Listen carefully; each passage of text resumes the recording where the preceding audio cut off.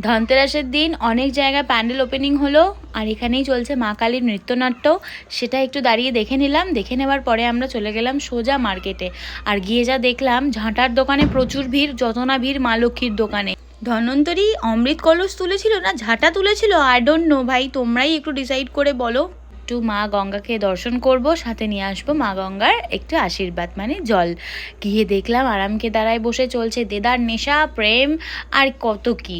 তো তারই মাঝে আমরা সব কাজ কমপ্লিট করে একটু চা খেয়ে নিলাম। চা খেয়ে নিয়ে জল নিয়ে আমরা জোয়ারের অপেক্ষা করছিলাম, তার জন্য আমরা গঙ্গার জলই নিয়ে এলাম একটু, কারণ সকলে ট্রেন তো ফলো করতে হবে, তাই না?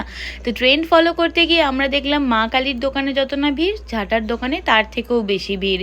প্রত্যেকের হাতে একটা দুটো করে ঝাঁটা কম বেশি দেখতেই পাচ্ছি। এটা যেন এক অবাক একটা, মানে জানি না এটা কি ট্রেন্ড, এটা মা লক্ষ্মী কখন এসে বলে গিয়েছিল। আমরা যখন 1900 সালের ছেলে মেয়ে, তো আমরা আগে দেখিনি, হঠাৎ 4-5 বছর ধরে দেখছি ঝাঁটা নাতা কেনার একটা বিশেষ প্রচলন। তারই মধ্যেখানে আমি একটু খুঁজে খুঁজে নিয়ে নিলাম 14 প্রদীপের 14 প্রদীপ, আর সাথে একটু হলুদ, পদ্মবীজ, কড়ি, সুপারি, যেগুলো মা লক্ষ্মীকে দিলে মা একটু আশীর্বাদ করবেন, মা লক্ষ্মীর একটু প্রিয় জিনিস। ওহো, যারাই কিনতে আসছে সে ঝাঁটা, মানে ঝাঁটা গায়ে লাগছে বলে, ঝাঁটা গায়ে লাগলে পরে রোগা হয়ে যায়, কিন্তু কাকে মানা করব, কতজনকে মানা করব?